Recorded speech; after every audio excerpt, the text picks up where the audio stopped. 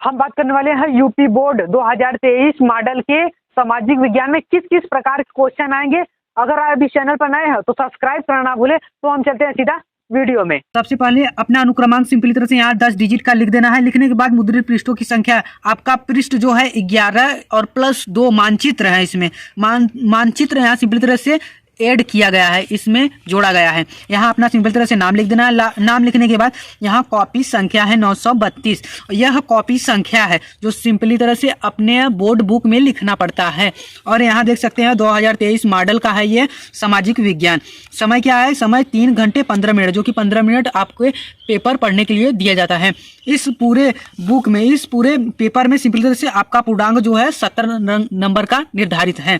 इसमें कुछ सामान्य निर्देश दिए रहेंगे, आपको सिंपल तरह से इसका पालन करना है। इसमें सिंपल तरह से कम 1 2 3 4 5 6 7 8 9 निर्देश दिए रहेंगे। सिंपल तरह से आपको यह पढ़ के सिंपल तरह से आप इस निर्देश का पालन करना है। अब चलते हैं क्वेश्चन नंबर खंड अ में। यह खंड 2 में विभाजित किया गया है, खंड अ खंड ब। सिंपल तरह से यह देख सकते हैं खंड अ है जो कि यह बहुविकल्पी प्रश्न है। क्वेश्चन नंबर 1 का बात करें तो फ्रांस की क्रांति कब हुई थी? आज आप इस क्वेश्चन का आंसर पढ़ के सिंपल तरह से इसको अपने उत्तर पुस्तिका में लिख देना है। सिंपल तरह से लिखने के बाद क्वेश्चन नंबर 200 पे चले तो इसी तरह आपको सिंपल तरह से क्वेश्चन पढ़ के अपने बुक में लिख देना है, बोर्ड बुक में। सिंपल तरह से बात करें तो क्वेश्चन नंबर 3 पे, मतलब 3 पे, तो यह आपको सिंपली तरह से हिंद स्वराज पुस्तक के लेखक कौन है? हिंद स्वराज पुस्तक के लेखक आप कौन है? इसमें सिंपली तरह से जवाहरलाल नेहरू, महात्मा गांधी, विनोबा भावे, बाल गंगाधर तिलक। सिंपल तरह से जॉन भी होंगे, जॉन भी राइट आंसर होगा। सिंपल तरह से आपको यहाँ लिख देना है। लिखने के बाद आप आंसर लिख देना है। उसके बाद क्वेश्चन नंबर 4 की बात करें तो निम्नलिखित में से किसने बारदौली सत्याग्रह का नेतृत्व किया था? इसमें सिंपल जो भी आंसर होगा आपका राइट वो उसको लिख देना है अपने बोर्ड बुक में। अब क्वेश्चन नंबर 5 की बात करें तो इसी प्रकार उसको भी करना है। जो भी राइट आंसर है आपको सिंपल तरह से यह लिख देना है। हम आपको इसलिए दिखा रहे हैं कि आपको यह रिवीजन हो जाए कि किस सन में किस क्वेश्चन का आंसर सिंपली तरह से आता है, किस क्वेश्चन आता है किस सन का। सिंपली तरह से यहाँ 6वें की बात करें तो भारतीय में संघीय राज्यों की संख्या, भारतीय संघीय में राज्य की संख्या कितनी होगी? सिंपली तरह से अपना ABCD जो भी राइट आंसर है सिंपली तरह से आपको लिख देना है। लिखने के बाद बात करें तो 7वें क्वेश्चन की, विश्व में सबसे बड़ा लोकतांत्रिक देश कौन है? लोकतांत्रिक देश कौन सा है? सिंपल तरह से राइट आंसर आपका जो भी हो सिंपल तरह से लिख देना है। 8वें क्वेश्चन को देख सकते हैं, भारत की संविधान की 8वीं अनुसूची में कुल भाषाएं हैं। इसमें सिंपल तरह से जो भी राइट आंसर है आप लिख सकते हैं। वैसे बात करें तो क्वेश्चन नंबर 9 की आप पढ़ लेना, पढ़ के अपना राइट आंसर लिख लेना।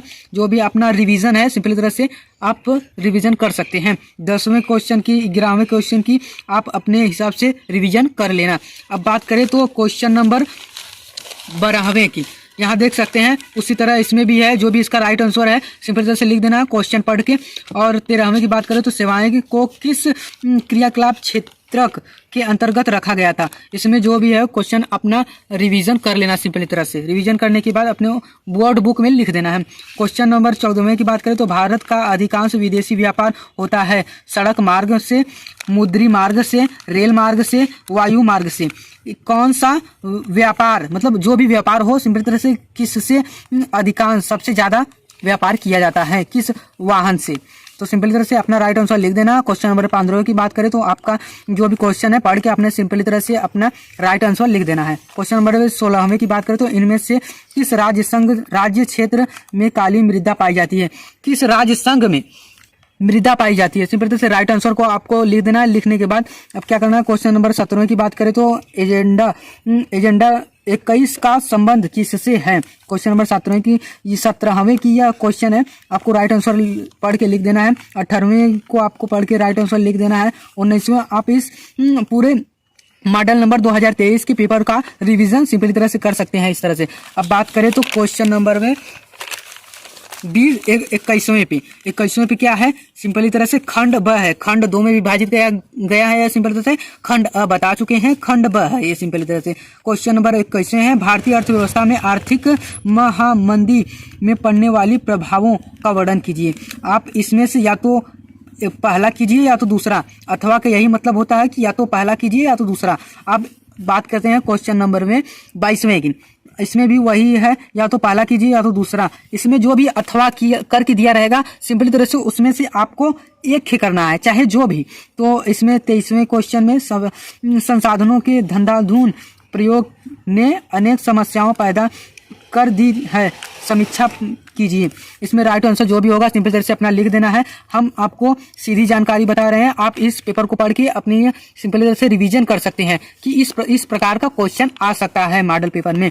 क्वेश्चन नंबर यहाँ देख रहे हैं 24वें, जो कि यह आर्थिक गतिविधियां या कीजिए या तो उपभोक्ता का कुल कितने अधिकार होते हैं, सिंपल तरह से आपको यह लिख देना है। वर्णनात्मक सिंपल तरह से यह उत्तर लगभग 150 शब्दों में लिखिए। जो यह आपका है 24वें क्वेश्चन का, इसमें आपको लमसम 150 शब्दों में आपका आंसर देना है।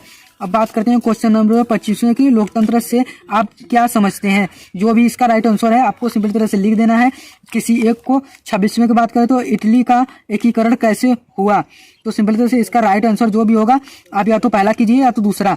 यहाँ पहला दूसरा नहीं दिया रहेगा, सिंपल तरह से आप अथवा करके दिया रहेगा, तो आप इसका राइट आंसर आप अपने से कर लेना जो भी आपको आता है।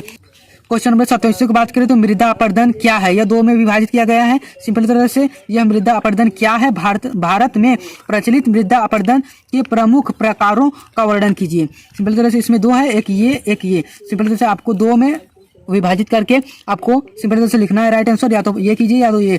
क्वेश्चन नंबर 28 की बात करें तो आपको राइट आंसर जो भी होगा सिंपल तरह से लिख देना है। मानचित्र आ गया है, मानचित्र संबंधित प्रश्न, जो कि यह मानचित्र संबंधित प्रश्न है, सामाजिक विज्ञान में बहुत ही इंपॉर्टेंट है। सिंपल तरह से इसमें अपने मानचित्र में जो भी है वह स्थान जहाँ झील की खेती करने वाले किसानों का आंदोलन हुआ था, तो सिंपल तरह से इसका राइट आंसर आपके एक मानचित्र दिया रहेगा। सिंपल तरह से इस प्रकार का आपको चिन्ह लगाना है, इस प्रकार का चिन्ह लगा के आप उस आंसर को दर्शा सकते हैं। इसमें कम से कम 3, 2, 5 क्वेश्चन है, आपको राइट आंसर जो भी हो सिंपल तरह से कर लेना है। क्वेश्चन नंबर 29 की बात करें तो निम्नलिखित स्थानों को भारत के दिए गए रेखांकित पृष्ठों 15 पर में चिन्ह द्वारा सहित दर्शाइए। एक आपको बोर्ड बुक मिलेगा जो कि वो उसमें मानचित्र रहेगा, आपको दर्शाना पड़ेगा सिंपल तरह से इस चिन्ह से। जो भी क्वेश्चन रहेगा आपको सिंपल तरह से पढ़ के उस क्वेश्चन का आंसर इस चिन्ह द्वारा देना होगा। सिंपल तरह से इस प्रकार से आपके अलग अलग क्वेश्चन है, अलग अलग चिन्ह है, इस अलग अलग चिन्ह द्वारा अपने आंसर को बताना है, तो आपको दिया रहेगा। सिंपल तरह से हम बात करें तो चलते हैं अगले पृष्ठ पे। तो इसमें क्या दिया रहेगा, सिंपल तरह से निर्देश दिए रहेंगे। इसमें कुछ निर्देश दिए रहेंगे। निम्नलिखित प्रश्नों के उत्तर अपनी उत्तर पुस्तिका में लिखिए, मानचित्र का प्रयोग न कीजिए। जो आपको बोर्ड एग्जाम द्वारा मानचित्र दिए रहेंगे उसका आपको प्रयोग नहीं करना है। सिंपली तरह से आपको क्या करना है, इसमें मानचित्र का प्रयोग नहीं करना है, यही करने का मतलब है इसका। तो आपको इसमें इसका आंसर किस स्थान पर नील की खेती करने वाले किसानों का आंदोलन हुआ था, आपको इसका राइट आंसर लिखना है, ना कि आपको मानचित्र में दर्शाना है। मानचित्र में नहीं दर्शाना है, इसको आपको आंसर लिखना है। तो इस प्रकार से आपके 5 क्वेश्चन है, इसकी आंसर आपको सिंपल तरह से लिख देना है। लिखने के बाद आपको बात करें तो केवल दृष्टिबाधित परीक्षार्थियों के लिए प्रश्न संख्या 29 ख के मानचित्र कार्य के विकल्प स्वरूप है। इसमें निर्देश दिए हैं जो कि यह लिखा है आपके मानचित्र का प्रयोग नहीं करना है। जो भी यह दिया रहेगा सामाजिक विज्ञान में क्वेश्चन, इसमें मानचित्र में आपको नहीं दर्शाना है आपको।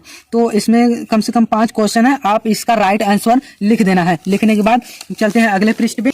तो यह इंग्लिश लैंग्वेज में है, तो सिंपल तरह से आप कंफ्यूज मत होइएगा। तो यह आपको इंग्लिश लैंग्वेज में दिया रहेगा। आप इस लैंग्वेज का प्रयोग सिंपल तरह से जो भी आपको सरल लगे, हिंदी लैंग्वेज में करना है तो हिंदी लैंग्वेज में, अगर आपको इंग्लिश लैंग्वेज में आ रहा है तो इंग्लिश लैंग्वेज में करना है सिंपल तरह से। तो यह आपका जो भी है बोर्ड एग्जाम 2023 का यह खत्म हो चुका है। तो आपको मिलते हैं हम नेक्स्ट वीडियो में।